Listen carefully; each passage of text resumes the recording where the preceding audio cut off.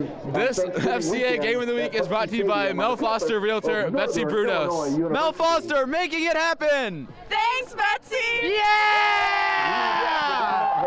Let's go! But we do have the starting lineup.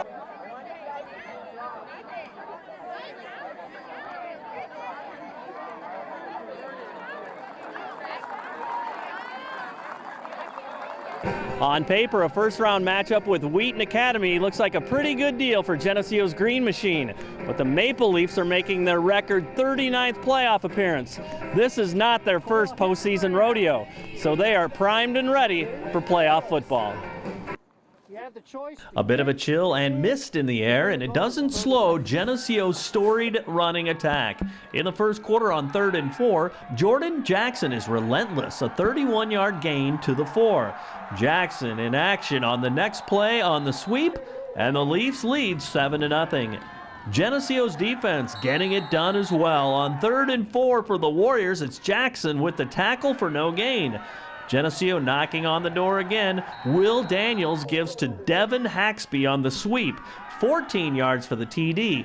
Haxby, remember that name. It's 14-0. Wheaton Academy ready to punch it in the second quarter. David Thrasher burning at the speed of light into the flat to Steven Sellers. That's a touchdown, just 14-7. Later, Haxby at it again. He finds some space for 23 yards on his way to a huge day back from that back injury. Later on that drive, Jackson reaches pay dirt again. A 33-yard dash to the house. 21-7 Green Machine.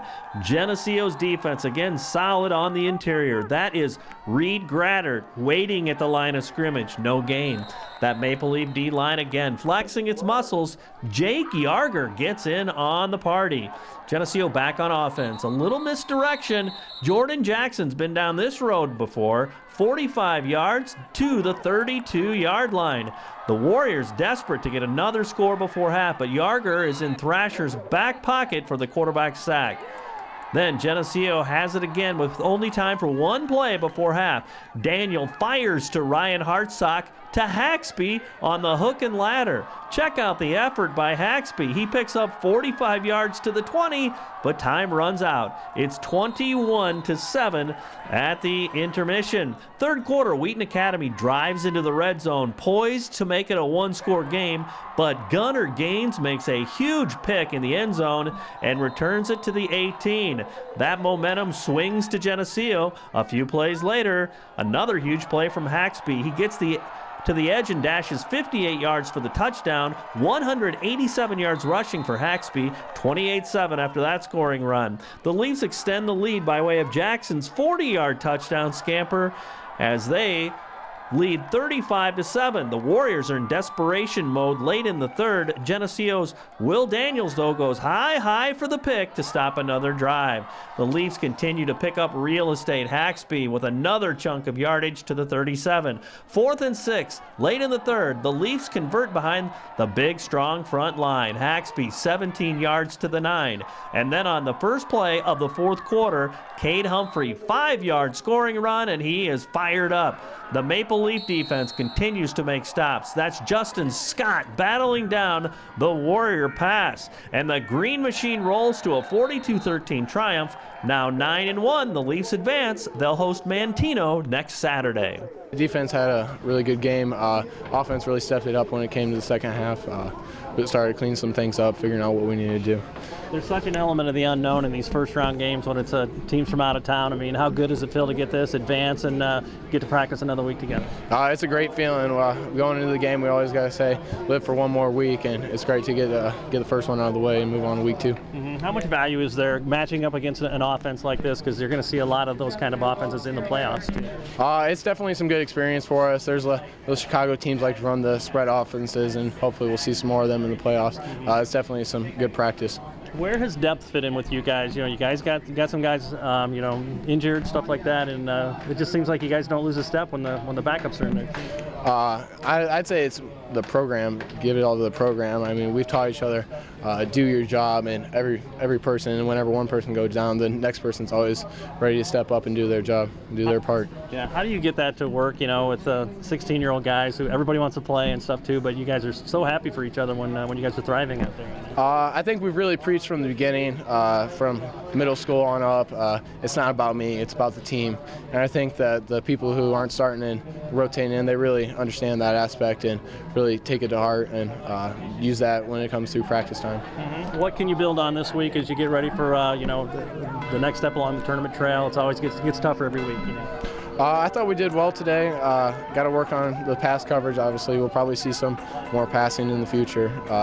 Just going to try and keep it rolling, I guess. Mm-hmm. Well, how thankful are you, too, that you get to wear the uniform one more week, you know? Yeah, it's a really great feeling. I don't want this to end ever. It's really nice being able to play for one more week of this. Coming into half, we knew we had them down, but we didn't have them beat yet, and they never gave up. They're a good team. We knew with their passing attack, they could strike any time, like a few teams we played this year. And I mean, Haxby's been out of the backfield for a few weeks because of his injuries. But getting him back there was fun. He switched from 4-back to 2-back, and I don't think they were ready for that. That piece of our offense. They just couldn't stop him. They weren't fast enough to catch him once he got through the line. So that was definitely a big turning point.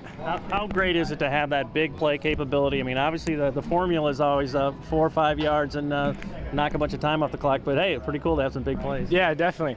Not only just the points, but momentum. I mean, when you're fighting for every down, and then all of a sudden we spring one, it just you know, our fans get into it, our sideline gets into it. It kind of beats the other team down a little bit psychologically, I think. Mm-hmm. What's the message going into round 2 of the playoffs? Some good things and some things you got to shore up. Yeah, we just have to keep doing what we're doing, like Coach Johnson always says. I think a big area where we can improve is the passing game, which that's pretty much on my shoulders. Our line's been doing a great job and everything, but other than that, I guess just maybe a little better communication. We can always react to changes in defenses quicker and things like that.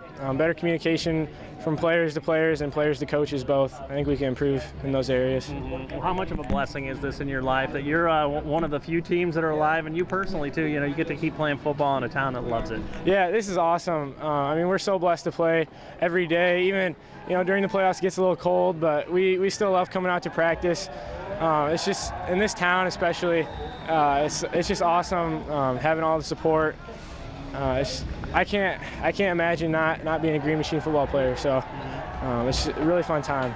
Well, tell me too, you know, where your faith has fit in with this process and FCA, things like that. I mean, and these are golden moments for a young guy, you know, too. Yeah, FCA really it gives extra purpose and meaning to each win. It's not like we're just out here playing for ourselves or just playing for the win. We're playing for a higher purpose. We're trying to glorify God with what we do out here on the field. And it's just, it kind of makes everything a little more important, more special when you know that there's a higher purpose to your actions. We had to come back out of the second half with momentum, and that interception gave us a lot of momentum. And we knew after that we had to go down the field and score another touchdown so we can get a bigger lead. Mm-hmm. The usual process for you guys is 4 or 5 yards at a time and then take about 8 minutes off the clock. But hey, you got some big play potential. How great is that for you guys? And the ability, what's going on up front to make that happen? Yeah, it's awesome. Knowing that our team can do that, you know, any running back can do that, break a big play, and it's pretty cool having that in the backfield. What did you see out there? You know that you've had so many big plays. I mean, you even had one called back too. You know. Coach Johnson just said at the beginning of the game that I just had to relax and play my game, and that's exactly what I did. So I just found the holes that my teammates were setting up for me and just took off. And you slid over to a different position too, right? Yeah, I like that. Something new, you know. I hurt my back a couple weeks ago, so starting fresh, starting in a new spot. Mm-hmm. How great is that to be back out here, you know, when you've had something taken away because of an injury, and you get to put the pads on again and help out these guys who you love so much too? It's awesome. Playing both ways, I kind of miss that. It's good to be back on offense and running the ball again. Now, obviously, you guys have really grown some depth. I mean, how much value is there in that, especially in the playoffs now that you've got next guy in ready to go and you really don't lose a step? That's huge. If one running back goes down, you know, we can count on another one to come in. Same for linemen. We always have a backup for linemen, and we have plenty of depth. How special are these moments in your life as a kid who's probably watched it, all the players before you, and now you're out there and winning playoff games, stuff like that? It's awesome. As seniors, we know this could be our last game, so we just have to give it all we have so we can just get one more game. I kind of got momentum going back in our way, and I was just happy with the way that the kids responded and dealt with some adversity, and I was happy for them. What was the message at halftime? I mean, they came out with a kind of a different energy, and you guys obviously moving the ball. You had some big plays out there, things like that. Well, you at halftime, there's different ways of approaching things, and today, obviously, we try to fix issues, problems and stuff, and you have to give Wheaton Academy a lot of credit. I thought they were a good opponent and played hard and stuff like that, and well coached. We thought that going into the game, and you can't get too riled up at halftime. You don't have a whole lot of time to get things fixed, and so we try to do the best we can to find some solutions to some problems. How great is it to go against an offense like this, given what seems like 75% of the teams are all about, and you might see a lot more of that? Well, I think we are. I don't know what's down the road. We'll start looking at film tonight, obviously, but it is. That's the way that people have now adjusted and gone to offensively, and we have to adjust, and our defense made some adjustments today, and I thought they did a good job. I was really happy with them. Mm-hmm. Where is depth serving you this year, especially late in the season? All over. We got to have we got to have guys that are ready to roll at any given time, and it's obvious. For some people, it's obvious at the running back position, but there's also some checker moves that have been going on in the defensive backfield and the defensive line, especially. And so I think more kids just keep stepping up every week and getting a little bit better, and you can never have too many people ready to play. And I applaud the kids, whoever they are, and whatever string they are, so to speak, that they're coming out and ready to go and having that confidence when it's their turn and they're ready to roll. They might have anticipated Haxby being back, but at a different position. Do you think that kind of threw a different spin to it? I don't know. I was really happy with Devin. He came in and did a good job. He's been kind of banged up a little bit, and he had to step up. With Connor Welch being hurt, with his finger. And limiting him just to defense right now. Devin's taken that mantra on of the next man up, and he was the guy today. Get to play again, be together another week. It is, and playoffs are about survival, and we survived today and moving on, and exciting to play another home game. Hey, are you ready to start Fellowship of Christian Athletes at your college, high school, or middle school, just like they have here at Geneseo? To find out how, you can contact me or check out our website at ILLOWAFCA.org. With this FCA Game of the Week, I'm Dan Pearson.